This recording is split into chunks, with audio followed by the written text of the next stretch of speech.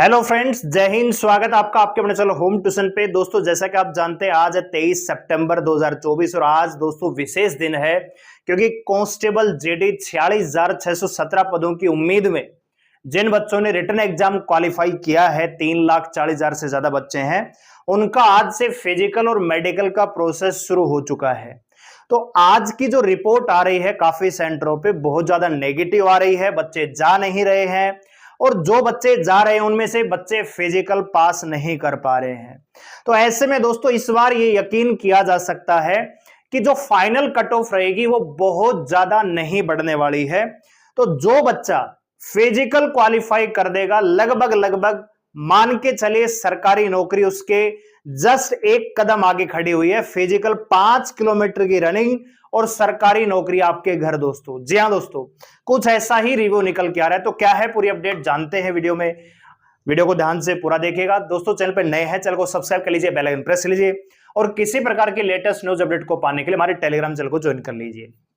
दोस्तों अगर आप आरपीएफ कांस्टेबल और जेडी की तैयारी हमारे साथ जुड़ के करना चाह रहे हैं तो रेगुलर आपको क्लास मिलेगी। अब सारे काम से मैं फ्री हो चुका हूं तो डेली आपको क्लासेस मिलेंगी। तो आज रात 8 बजे आपके साथ मिलेंगे जीके के साथ, ठीक है। और सारे क्लास आपको यूट्यूब पे मिलेंगी। तो चैनल को सब्सक्राइब करके बेल आइकन प्रेस कर लीजिए और क्लास में आना मत भूलना, ठीक है भाई। आइए बात करते हैं। तो सबसे पहले आप जानते हैं कि प्रोसेस क्या है दोस्तों। कुल मिला के 166 सेंटर हैं दोस्तों। 105 सेंटर ऐसे हैं जिन पे आपका मतलब पीएसटी के साथ साथ मेडिकल भी चलेगा, ठीक है। और बाकी के जो सेंटर हैं लगभग 161 सेंटर, सॉरी 161 नहीं 61 सेंटर। तो यहां पे क्या है कि ओनली आपका पीएसटी पीईटी चल रहा है, ठीक है। आपको पता है कि शुरुआत के 7 दिन हर सेंटर पे 100 बच्चे बुलाए जाएंगे और उसके बाद 7 दिन के बाद आपके बच्चे यहां पे 300 के आसपास बच्चे बुलाए जाएंगे। यानी एक सेंटर पे लगभग 4200 से ज्यादा बच्चों का फिजिकल होना है, ठीक है। अब बात करते हैं कि प्रोसेस क्या रहा। सबसे पहले हम प्रोसेस की बात कर लेते हैं। तो प्रोसेस दोस्तों नॉर्मली जो जीडी में होता है, सबसे पहले आपकी एंट्री हो रही है। एंट्री के टाइम पे कुछ नहीं मांग रहे आपसे, एडमिट कार्ड और आपकी फोटो यानी आईडी चेक की जा रही है। उसके बाद आपको जस्ट एंट्री मिल रही है। एंट्री के बाद आपको ग्रुप में बैठाया जा रहा है। देखो हर सेंटर पे अलग अलग प्रोसेस हो सकता है। थोड़ा सा पहले भैया एंट्री के बाद आपको सीधा कहीं पे हाइट नेपा जा रहा है, कहीं पे चेस्ट नेपा जा रहा है और कहीं पे सीधा आपको फिजिकल के लिए तैयार किया जा रहा है। क्योंकि 105 सेंटर हैं तो अलग अलग सेंटर पे अलग अलग स्टाफ है। और आप जानते हैं कि फिजिकल भी एसएसबी भी करवा रही है, सीआईएसएफ भी करवा रही है, सीआरपीएफ भी करवा रही है, ठीक है, बीएसएफ भी करवा रही है। तो सभी का अपना अपना एक तरीका होता है। कहीं पे आपको एंट्री पे ही हाइट नेपे जा रही है, कहीं पे एंट्री पे ही आपकी चेस्ट नेपे जा रही है। तो थोड़ा सा 19-21 का फर्क आ जाएगा। कहीं पे हो सकता है कि पहले ग्रुप में बैठा के आपको पहले रनिंग करवाओ भैया, बाद में नापेंगे हाइट चेस्ट, ऐसा भी हो सकता है। तो ओवरऑल आपको रिव्यू दे रहे हैं, ठीक है दोस्तों। तो एंट्री हो रही है, उसके बाद क्या हो रहा है, नॉर्मली चेस्ट और प्लस में हाइट। आप जानते हैं कि जब से आप एंट्री करते हैं तो हाइट बार लगा ही रहता है। वहीं पे नॉर्मली हाइट नाप ली जाती है। जैसे आप जनरल ओबीसी से बिलोंग करते हैं तो 170 सेंटीमीटर आपकी हाइट होनी चाहिए। अगर किसी बच्चे की हाइट 170 सेंटीमीटर नहीं है, वहीं पे वो डाउट में आ रहा है, वो डिजिटली नहीं मेजर कर रहे एंट्री पे, वो नॉर्मली एक बार लगा 170 सेंटीमीटर का, उसको आपको क्रॉस करना है। अब जो बच्चा मान लीजिए उसके ही बहुत ज्यादा नीचे से गुजर रहा है, जिसकी हाइट 165 सेंटीमीटर 167 सेंटीमीटर है, थोड़ी सी कम है, तो ऐसा कोई बच्चा जो सस्पेंस में है उसको वहीं से डिस्क्वालीफाई कर रहे हैं। बाकायदा स्लिप दे रहे हैं कि आपको किस वजह से हम रिजेक्ट कर रहे हैं। दूसरा, कोई बच्चा चेस्ट में रिजेक्ट हो रहा है तो चेस्ट भी नॉर्मली कुछ सेंटरों पे एंट्री पे चेक कर रहे हैं, बाकी ज्यादातर सेंटरों पे फिजिकल हो रहा है, ठीक है दोस्तों। अब मैं आपको सेंटर का रिव्यू देता हूं दोस्तों। सेंटर है जहां पे 100 बच्चों को बुलाया गया, ठीक है, 100 बच्चे। यहां पे प्रेजेंट कितने हुए हैं दोस्तों, प्रेजेंट हुए हैं लगभग 45 से 47 के आसपास। यानी 100 में से आधे ही बच्चे पहुंच रहे हैं। और इनमें से दोस्तों डिस्क्वालीफाई है ना, डिस्क्वालीफाई कितने हुए दोस्तों, 27 से 28 बच्चे डिस्क्वालीफाई हो गए। यानी 45 से 47 बच्चे। ओवरऑल अगर हम माने तो 50 बच्चे पहुंच रहे। एग्जैक्ट डाटा जो है 45 का है, लेकिन 50 मान के चलिए, 45 में से 27 से 28 बच्चे रनिंग में फेल हो रहे हैं। जबकि आप जानते हैं कि 10 जुलाई को एसएससी जीडी का रिजल्ट आ गया था, फिर भी बच्चों की तैयारी नहीं है क्योंकि थोड़ा सा कुछ बच्चों को ओवर कॉन्फिडेंस हो जाता है कि मैं तो आराम से कर लूंगा, लेकिन दोस्तों जो 1600 मीटर की रनिंग होती है उसमें आपका अलग कैलिबर चाहिए।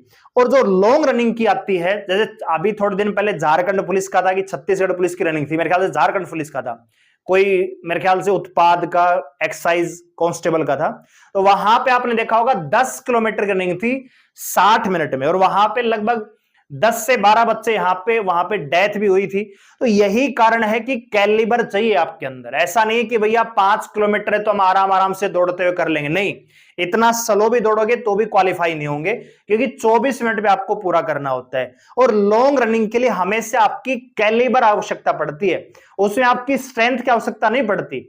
आपने देखा होगा ओलंपिक जब गेम होता है तो जब लंबी मैराथन रनिंग होती है तो उसको जो दौड़ने वाले होते हैं उनकी टांगे बिल्कुल पतली पतली होती हैं, उसमें आपकी एनर्जी नहीं चाहिए, उसमें कैलिबर चाहिए कि आप सस्टेन कर सकते हो।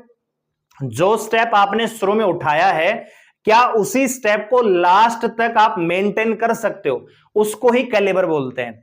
जब शॉर्ट रनिंग आती है, मान लीजिए 1600 मीटर है दिल्ली पुलिस में 6 मिनट में चाहिए, तो वहां पे आपकी कैलिबर के साथ साथ एनर्जी चाहिए, आपके अंदर ताकत कितनी है, पावर की आवश्यकता पड़ती है, क्योंकि पावर नहीं होगी तो आप जोर नहीं लगा पाएंगे। लेकिन ये रनिंग दोस्तों उससे अलग है, इसमें आपका कैलिबर होना जरूरी है, आपके अंदर कॉन्फिडेंस कि मेरे को 5 किलोमीटर। बहुत सारे बच्चे हम जो रिव्यू ले रहे हैं, देखो अभी थोड़े दिन में बिजी था तो 4-5 बच्चों से मैंने रिव्यू लिया, ज्यादा से नहीं लिया है, तो यही करे कि बच्चे बीच में रुक जा रहे हैं, कोई 1 किलोमीटर में रुक रहा है, कोई पानी पी रहा है, कोई बीच में पैदल चल रहा है।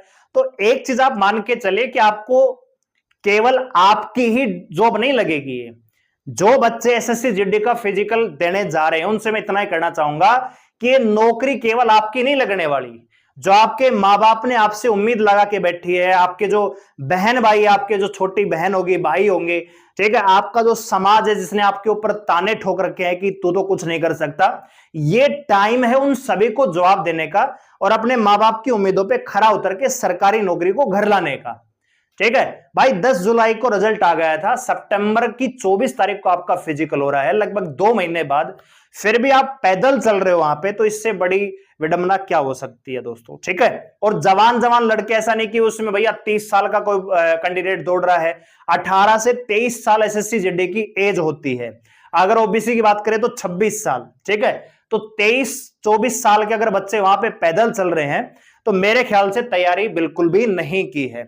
और ये डाटा है दोस्तों, बहुत सारे सेंटर ऐसे हैं जहां पे 100 बच्चे बुला रहे हैं, 70 पहुंच रहे हैं, प्रेजेंट हो रहे हैं 70, यानी अपसेंट। अगर 3,40,000 की अगर मैं बात करूं, आपको बताएं 3,40,000 के आसपास बच्चे यहां पे टोटल क्वालिफाई हुए हैं, किसमें भैया, टेस्ट में।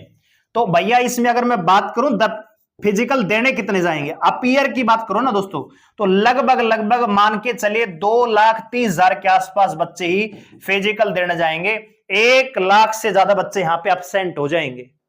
और जो बच्चे यहां पे जा रहे हैं ना दोस्तों, इसमें पास कितने हो पाएंगे दोस्तों, जिस हिसाब से डाटा आ रहा है, अगर 50% भी लेके चले तो लगभग दोस्तों मान के चलिए 1,10,000 के आसपास भी बच्चे फिजिकल पास कर जाते हैं, तो बहुत बड़ी बात होगी दोस्तों। ठीक है, 1,10,000 के आसपास, लाख सवा लाख मान के चलिए, डाटा ओवरऑल बता रहा हूं। तो आपको बताया कि 46,617 यहां पे वैकेंसी है और ये बच्चे यहां पे क्वालिफाई करेंगे, लगभग दोस्तों दुगुना, यानी एक वैकेंसी पे 2 गुना। और एक और चीज आपको बताना चाहूंगा कि भैया 100 बच्चे बुला रहे हैं ना, इसमें से पूछ रहे कितने दोस्तों, 70 में पीएसटी पीटी कितने क्वालिफाई कर रहे हैं, इसमें मान के चले अगर 40 बच्चे भी क्वालिफाई कर रहे हैं तो 10 बच्चे आगे जाके रिजेक्ट हो रहे हैं, या तो मेडिकल में हो जाएंगे या फिर आपका डॉक्यूमेंट्स में निकलना है, बच्चे निकलेंगे काफी सेंटरों पे।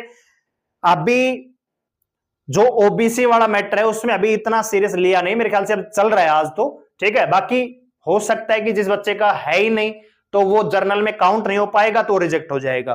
तो मैं मान के चल रहा हूं कि 100 में से जो डाटा निकल के आएगा फिजिकल क्वालिफाई का, ओवरऑल दोस्तों 40 से 45% ही निकल के आएगा।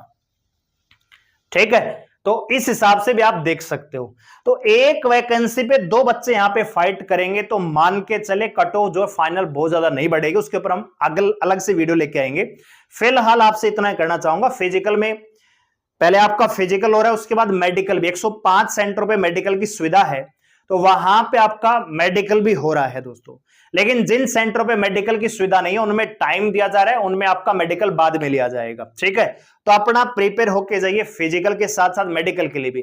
तो मेडिकल में बहुत ज्यादा आपको कुछ करने की आवश्यकता नहीं है, वो तो आपके हाथ में नहीं है, लेकिन फिजिकल आपके हाथ में। अगर फिजिकल में फेल हो गए तो फिर तो सारी चीजें आपने जो रिटर्न एग्जाम के लिए तैयारी की है, जो टाइम इन्वेस्ट किया है, कोचिंगों में पैसा लगाया है, लाइब्रेरी में गए थे, वो सारी करी कराई मेहनत तो फिर साइड में हो गई ना, फिर उस चीज का कोई फायदा नहीं हुआ, ठीक है। तो यही कहना चाहूंगा, जिन बच्चों का फिजिकल अभी आने वाले दिनों में है, विद इन 1 वीक के बाद है, तो अभी तैयारी कर लीजिए। अभी जिन बच्चों का फिजिकल कल परसों है तो 1-2 दिन में तो कुछ हो नहीं सकता, लेकिन विद इन 1 वीक बहुत कुछ चेंज आ सकता है अगर आपने अभी उस लेवल की तैयारी नहीं की है। वीडियो को लाइक करें, शेयर करें, चलो सब्सक्राइब करें, हमारे साथ जुड़े रहने के लिए धन्यवाद। जय हिंद।